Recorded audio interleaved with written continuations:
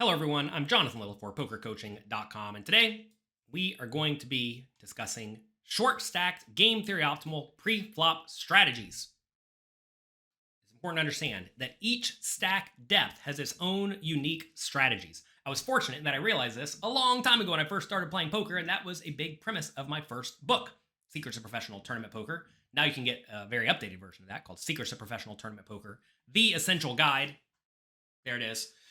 And in this video, we're going to be discussing how even just having a few more chips in your stack will drastically impact your strategy. In order to succeed at poker, you must approach poker from a GTO point of view and then adjust to whatever your opponents do incorrectly. For example, most players in most tournaments fold too often to all ends. So when looking at these GTO strategies, perhaps you should be shoving more than the GTO strategy recommends to take advantage of what your opponents do incorrectly.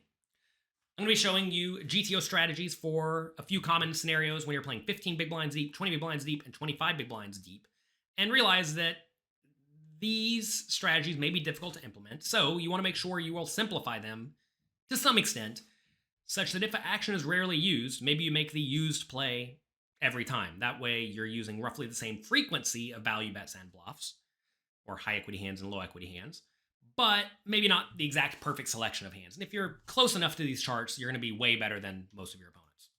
So let's take a look at what you should do when you are folded to in the small blind. Okay, everyone folds to you in the small blind. What I've done here is we have 15 big blind charts here, 20 big blind charts here, 25 big blind charts here. The dark red color is all in. Light red color is raise to, I think, 2.5 big blinds. And the green color is call. The gray color is fold. Okay?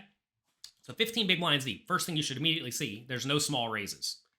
From the small blind, playing 15 big blinds deep, you should essentially never raise small from the big blind. You should either limp or you should shove. And when you look at this strategy, you'll see this over and over again in these scenarios. The best hands are limping, looking to limp and then call it off if your opponent shoves.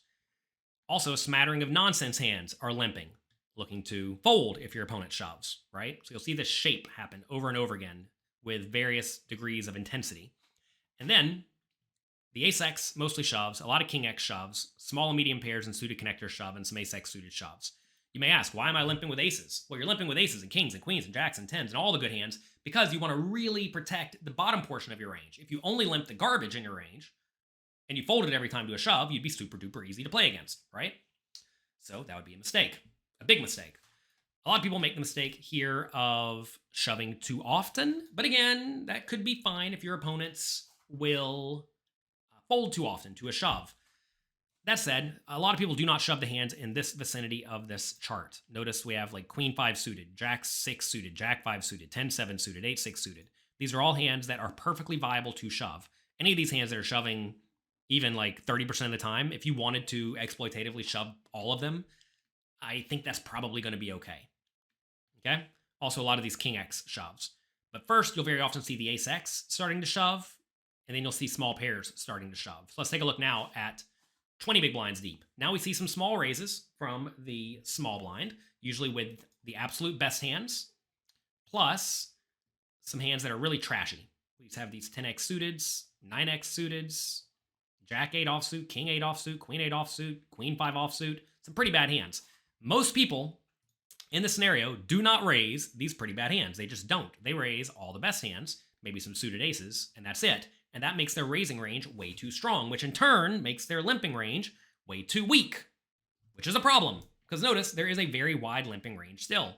You may be surprised to see some of these absolute junk hands limping. And to be fair, if you wanted to fold the absolute junk, like 6-4, 7-4, 9-4, 10-2, I think it's probably fine, but if you're trying to play perfect GTO, you should be playing them. And I think in general, most people don't raise limps often enough. So if that's the case, then you should actually limp even wider. Because you have to realize, in a tournament, you're putting in half a big blind to try to win 3 big blinds. So you only need to realize 18% equity. And even with some real trash, it is very possible to realize 18% equity. It's not all that hard to do. Okay, let's take a look at now 25 big blinds deep. Notice now almost no open shoving, only 4s, 3s, 2s, and maybe like ace 8 offsuit. You may say, if my opponent knows I'm doing that, can't they just crush me? The answer is no. because they're just not going to have a good enough hand often enough to justify the call. So we're raising again with our best hands. Notice we're raising a little bit wider in this scenario with a wider range of good hands. Still, though, a smattering of nonsense bluffs, a whole bunch of them, right? And also still a ton of limps. So this is a scenario when they fold you in the small blind, you're going to be doing a lot of limping, especially playing 20 and 25 big blinds deep. I mean, it's 15 as well, but 15 big blinds deep is important to note. You have shoves or limps, whereas 20 and 25 big blinds deep, you have raises that are non-all-in and limps, plus a few shoves. More shoves, obviously, 20 big blinds deep because you're risking fewer chips. Okay? So what you really want to be doing is you want to be looking at these charts and comparing them so you're aware of the differences as you get slightly deeper stacked. And say you're playing 22 big blinds deep. Well, it's going to play somewhere between these two charts, right? If you want to just play the 20 big blind strategy, you'll be losing a touch of money, but not much. You'll probably be fine. If we play the 25, same story. You'll probably lose a touch of money, but whatever. You're going to be fine. As long as you're close, you're going to be perfectly fine in these scenarios. Also, you really want to look at these charts for scenarios that you do not play as GTO recommends. Like, for example, 20 big blinds deep, I can already tell you a lot of you do not raise the 10-4 suited to 2.5 or 3 big blinds from the small blind playing 20 big blinds deep. You just don't do it. And notice 25 big blinds deep, these are the main hands raising as bluffs, are the suited connected, well, the suited junky stuff, right? And most people just do not go for those raises, and that results in those players missing out on a lot of ability to win pots that do not belong to them. Now let's take a look what you should do from the big blind when the small blind limps. So remember, small blind's going to be limping a ton, right? As we see, a ton. It is worth noting, 15 big blind limping strategy is very different than 20 and 25 big blind limping strategy. These strategies are way more similar to each other. But 15 big blinds deep, because we don't have a small raising range, we're limping a lot of those hands, okay? So, despite that, we see that the big blind should actually respond pretty similarly in all scenarios, which is kind of neat. Big blind's supposed to raise small with all the best hands and then call it off if they get jammed. And they're supposed to raise with a bunch of junky offsuit trash. You have to ask yourself, if small blind limps, are you ever making it 3 big blinds with a whole bunch of junky offsuit trash? You're probably not. You're probably not. And if you're not, you're leaving a lot of money on the table. Also, notice, again, as I said, the first hands that start getting shoved are going to be some ace-x type hands and some low pairs. So we see now, like a lot of the low ace-x and even the king-2 offsuit go for the shove, 15 and 20 big blinds deep, and the small pairs also shove. Notice a lot of checking with suited hands that really don't want to raise and have to fold to a shove. We are in position. So when we're in position, we're going to be raising very, very polarized, and this is about as polarized as you can get. We have all the best hands very clearly raising and calling it off. Then we have a bunch of junky absolute trash like the 7-3 offsuit and the 8-3 offsuit, raising it up and then folding if they shove on you. Okay? And all these strategies are pretty consistent. Notice we start playing more hands that have slightly better post-flop playability as bluffs as we get deeper and deeper stacked. And you'll see this pattern continue even if we are deeper and deeper stacked. That said, against the limp, you are still ripping it in with the small pairs and some ace-x, which may feel very risky, but it's going to be the best play. Now let's look at big blind versus small blind raise. Notice we have no chart here. We have no chart here because this strategy has no small raises. Therefore, it never happens, right? Now, of course, you may be playing against players who do raise small, and you're going to want to adjust. You're going to want to realize it's going to play something like the 20 big blind strategy. But in GTO world, that scenario does not come up. So let's take a look at this spot. Big blind versus small blind raise. You do a ton of calling because you're getting very good odds closing the action. And you do jamming with the hands that like to get it in immediately. The ace-x and the small pairs. Same story. Who'd have thought, right? So we see the ace-x and the small pairs doing a lot of shoving. Everything else doing a lot of calling. We are calling less often 25 big blinds deep because the raise size is going to be bigger 25 big blinds deep. I got to presume the GTO charts have slightly bigger raise sizes. Maybe it's like a 2.5 raise, 20 big blinds deep, and a 3 big blind raise, 25. So maybe 2.5 here, 3 here, something like that. 2.25, whatever it is. As you're getting worse odds, you have to defend a little bit tighter. Also, to be fair, the raising range is really very strong, right? Very strong with a smattering of nonsense. And you can't do a whole lot when the raising range is... I'm sorry, this is the wrong raising range. What am I saying? The raising range here is very, very strong. And actually, a lot of these hands here dominate these hands over here. And these hands here dominate these hands here, which is why it would start to make sense, even if they were using the same size. You really don't want to play hands down in this vicinity if your opponent's raising hands that are slightly dominating it, right? So anyway, big blind versus small blind raise, a lot of calling and shoves. No small 3-bets, because once they raise to 2.5 or 3 big blinds, and you re-raise, let's say 6 or 7 or 8 or 9, and then they shove, you're getting amazing pot odds and you got to call off with a lot of stuff. So anytime that's the scenario, you usually don't have small 3-bets. But do notice a whole lot of calling. A whole lot of calling. Anytime you're closing the action in position, getting amazing odds, you do a whole lot of calling. What about big blind against small blind all in? Well, as you see here, we call pretty wide, 15 big blinds deep, tighter, 20 big blinds deep, really tight, 25 big blinds deep. Makes sense because the shoving range goes from pretty wide to not so wide to really tight. Notice all the hands in this range do very well against the shoving range.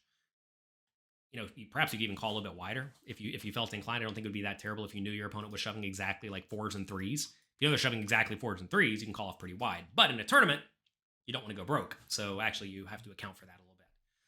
But as you see, you're calling off with just a lot of the best hands when we're playing 20 big blinds deep and deeper. Usually those hands are pretty obvious. You know, good ace-x and better, good, strong, suited, connected type hands. You may be surprised to see like 10-9 suited and jack-9 suited call off 20 big blinds deep against a small blind open shove. But these hands play very, very, very, very well. Also, if you look at the open shoves, what are the open shoves? Well, 6s and lower, some ace-x, right? So we're flipping against these hands. We are doing perfectly fine against these ace-x type stuff. So we're actually in pretty good shape with the suited connected type hands. They have very good equity. But again, in a tournament, when there are payout implications, you're going to find that perhaps you don't want to call off the bottom portion of this range, right? And like I said earlier, if the opponent's going to fold a little bit too tight to all ends, well, then in turn you can start shoving a little bit wider. Against 15 big blind all in, you got to be willing to get in there. Again, a lot of people are not quite so willing to get in there. If you're nearing the bubble and you don't want to go broke, obviously you need to be way tighter. So that is certainly worth mentioning. Also worth mentioning, this is very important. The calling range for 15 big blinds is about 28% of hands. And that is much tighter than what a push-fold chart says you should call with, which is 44% of hands. And that's because push-fold charts that a lot of people still use, I do not recommend using push-fold charts when you're playing deep stacked at all, or anything deeper than like 10 big blinds. The push-fold charts don't give you the option to limp or raise small, right? Whereas the GTO strategy does. So as you have more options, that will split up your range in various ways. And if your only options are to shove or fold, you're just shoving a large chunk of hands, and therefore 44% of hands have the correct equity to call. Again, you may not want to call quite so wide as 44, maybe you want to call like 38 or something. But notice 38 is way more than 28. So as your opponent plays better, you actually call their shoves less often, which is very, very, very important to realize. You got to realize as well, poker is certainly not as simple as just blindly following a push-fold chart, especially once you get above something like 10 big blinds. I mean, if you go through our GTO preflop charts, you'll see 10 big blind play is not always all in or fold, which is surprising to a lot of people. But if you wanted to use a shove or fold strategy from every position besides small blind and big blind when you have 10 big blinds or fewer, it's probably perfectly fine. But otherwise, you do want to use the GTO strategy, especially if you are playing in games where your opponents play well and they don't necessarily overfold. Let's take a look at now. When you are folded to on the button, okay? Again, 15 big blinds, 20 big blinds, 25 big blinds. Everyone folds to you on the button.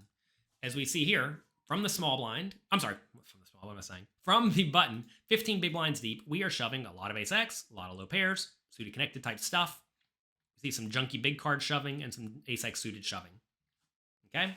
And we're going to see the same pattern, but less so as we get deeper and deeper. So as we see 20 big blinds deep, fewer pairs, fewer ace-x, fewer middle connected big cards, fewer suited aces. And then up to 25 big blinds, we actually don't have any shoves at all. So let's take a look at 15 big blinds. A lot of players don't shove stuff like 10-8, Jack-9, Queen-9 suited. They just raise them all.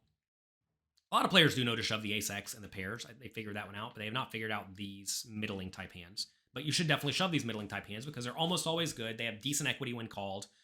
And it's better than the alternative, which is to raise and then fold them if you get jammed. Notice we are raising pretty wide. You can raise pretty wide to minimum on the button, playing 15 big blinds deep. Some players, again, like I said, use shove or fold only strategies from the button, 15 big blinds deep, and they're clearly torching a lot of money because these strategies are very different than if you're using a shove or fold only strategy. But we see we're shoving the middling type hands, and we're min raising the best hands and some hands that are kind of junky. Okay, 20 big blinds deep, just very common strategy, a very similar strategy, just tighter shoves. 25 big blinds deep, this should be an easy enough strategy to implement. Just raise what the chart says. You may be surprised to see 3s and 2s can't play. That's because they don't block your opponent's shoving ranges at all. And you're going to get called a lot by the big blind, and these hands are going to be pretty junky post-flop. And you're not getting very good implied odds whenever you do hit a set. So these hands fold. That said, I don't hate raising wider from the button because I think a lot of people don't shove often enough. People don't shove enough. They don't call enough. And if they don't shove enough and they don't play big pots enough, you can probably raise a little bit wider because that's going to result in you over-realizing your equity across the board with all this stuff. So if anything, I'd probably raise a little bit wider, 25 big blinds deep against most people, because I don't think most people shove enough. Now, obviously, if your opponent shoves too often, as some people will, then you should raise tighter because you need to be more inclined to call their shoves. Here's a look at big blind versus raise from the button. And again, I'm just going through some common spots. I'm not going through every spot. You can use the poker coaching app to go through whatever other spots you like to go to, like under the gun versus under the gun +1 raise or whatnot. All right, so this is big blind versus a raise from the button. Okay, button raises, we're in the big blind. No small 3-bets, 15 big blinds deep, very obviously, because if we 3-bet any amount and they shove, we have to fold. So we are shoving. Again, same story. Ace X's, pairs.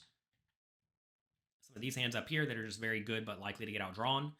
And notice slow playing, aces and kings. That helps us slow play / defend wider with all this other stuff. Okay? Facing a raise, closing the action, getting good odds. Even out of position, you have to stick around pretty wide.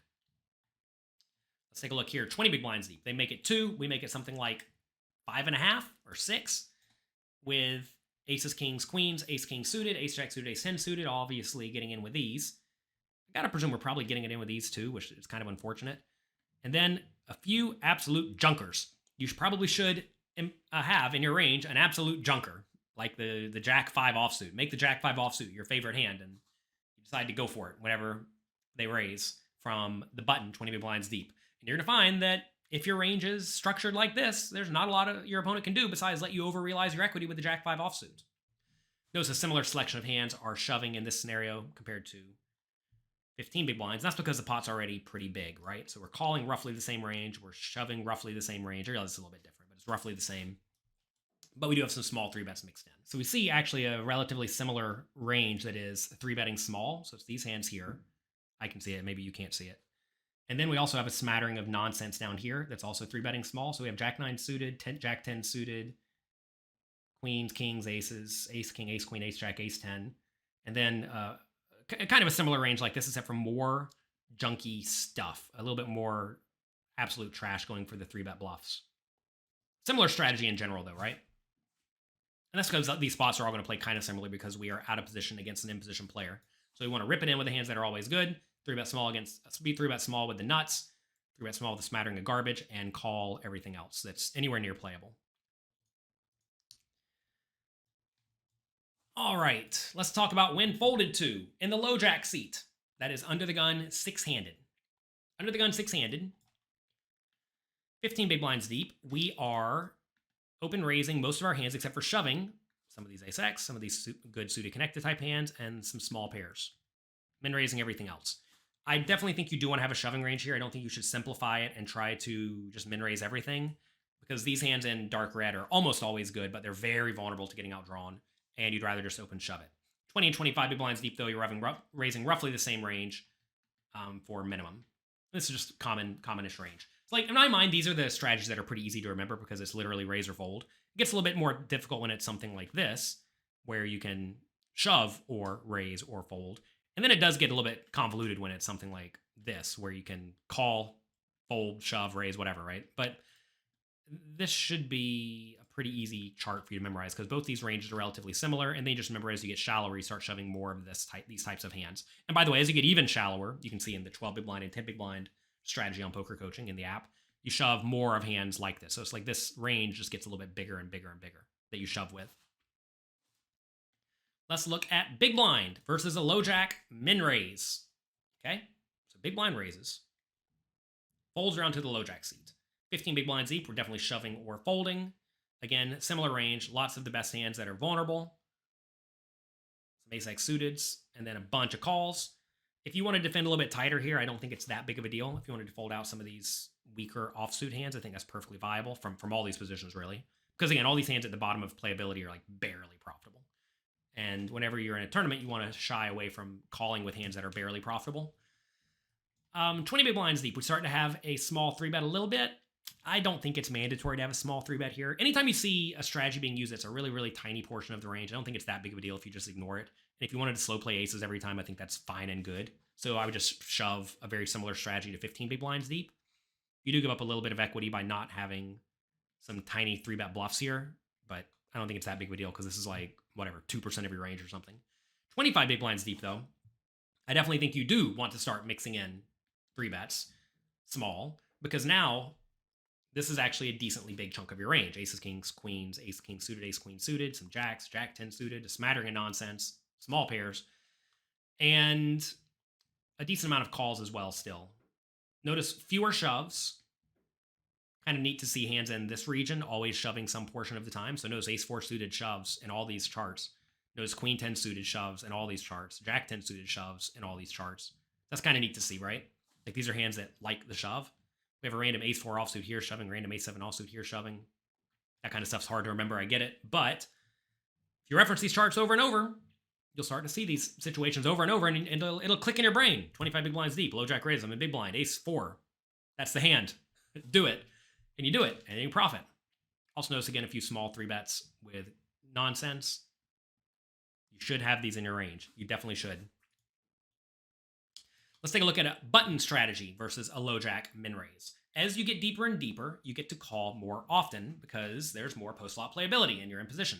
So as we see, 15 big blinds deep, you're shoving most of the hands you're playing, but we do still have some calls.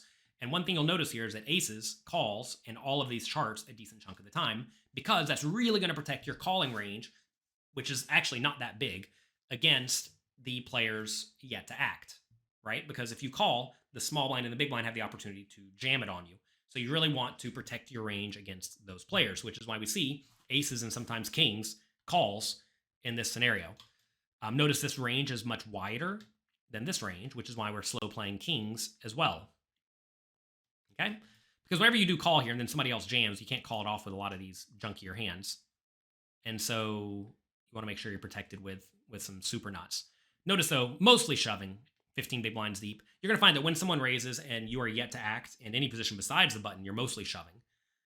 But the button is a spot where you do get to have some calls. Again, reference the charts. I'm not going to go through every single spot here for you, but reference the charts. I just want to go through a lot of the common spots you're going to be in so that you see how these strategies differ. 20 big blinds deep, no 3-betting small, shoving or folding. That's going to be the case whenever somebody raises and you are yet to act, unless you're in the small blind and big blind. Is that right? Let's see. Big blind versus raise from button. We do have some small 3-bets, but yeah. Mostly shoving or folding in this scenario on the button against the min raise. 20 big blinds deep, but as you get deeper, that's when you get to start to have small 3-bets. But even then, not a ton of small 3-bets, only a few. But I would still definitely 3-bet small at the stack depth. Notice hands that are bluffing. It's a very polarized range here, bluffing, because we are in position, right? On the button, you'll find this usually just a very, very, very polarized range of your nuts, 3-betting small, and then some real junk, 3-betting small. Let's take a look at one more. Hijack versus Lojack. See, this is what I wanted to show you here. Notice 15 big blinds deep on the button, you get to call sometimes, but you do not get to call anything in the hijack. And that's going to be the case for cutoff and other scenarios whenever early position raises as well. And usually, well, you are just jamming the best hands. There's no room for any sort of polarized play when you're jamming or folding everything. So when you're jamming or folding every hand in your range, you just take the best hands and you shove them. And as your opponent's range is wider, you in turn can shove wider and wider. Hijack versus Lojack, 20 big blinds deep, still a decent chunk of shoves, but we have some calls, again, mixing in aces and kings, even queens. It's always surprising to me to see queens slow play because queens aren't that good. They're good, but they're not super good, whereas aces and kings are super good. Notice a tiny bit of small 3-betting here. I would ignore that. But definitely slow play aces and kings in this spot. Definitely shoving these medium strength hands and then call hands that are good at playing post flop. And that's a similar pattern we saw before, right? Where we call aces and kings, and then we call all the hands that flop okay. They don't really want to get all the money in. Same story here. Calling aces and kings, call the hands that don't really want to get the money in. But a tighter range, because instead of being on the button, close to closing the action, we're in the hijack seat, so there are more players yet to act to shove, which means we don't get to call quite so wide. And then 25 big blinds deep, we have small 3-bets now. So we see very clearly in all these charts, 25 big blinds deep, we have small 3-bets. I mean, let's look across the board. small 3-bets in a lot of these scenarios where we do 3-bet. Hijack versus Lojack. Small 3-bets with the best hands, but a tighter shoving range.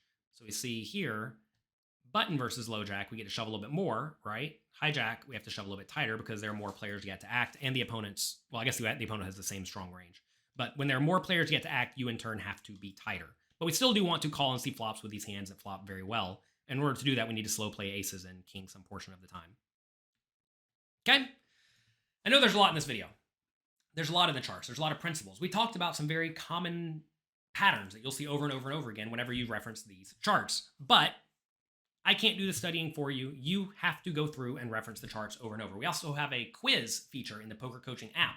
You can go through and it'll just quiz you on these scenarios. So instead of just looking at the charts and comparing them to other similar charts or trying to memorize those charts or sear the proportions into your brain, you can go through and quiz yourself, and you'll see if you're picking the right play or the second right play. You know, if you're picking a play that's reasonable, and if you pick the play that is reasonable the vast majority of the time, you're probably going to be fine. Now, I will say, some of you are going to make a blunder where, say you're looking at small blind play when they fold you 15 big blinds deep. Some of you are going to shove queen 5 suited every time whenever you get quizzed, and you're going to see, all right, shove, good. I got it right. But if you shove queen 5 suited every time, and all these other hands in red that are using mixed strategies every time, you're going to be drastically overshoving. So realize that a lot of these hands do use mixed strategies, and you need to use mixed strategies or at least develop an implementable strategy. We have implementable charts on poker coaching as well that I've essentially taken these charts and combined the hands such that you shove some and you limp some into the correct proportions. You can study those if you want. It's probably easier than doing this. But if you really do want to succeed at the high stakes against tough players, you are going to need to roughly memorize all of these common spots so that you know what to do in these scenarios definitively. And you especially want to focus on how to play the bluffs and which bluffs are used, because that is something that most people do not do often enough. And you do that by referencing the charts and studying the charts over and over and over again. So please, please, please do that so that you do not make the common errors that the vast majority of players make. That's going to be it for today. Good luck in your games. Have fun. And I hope you run hot with your short stacks.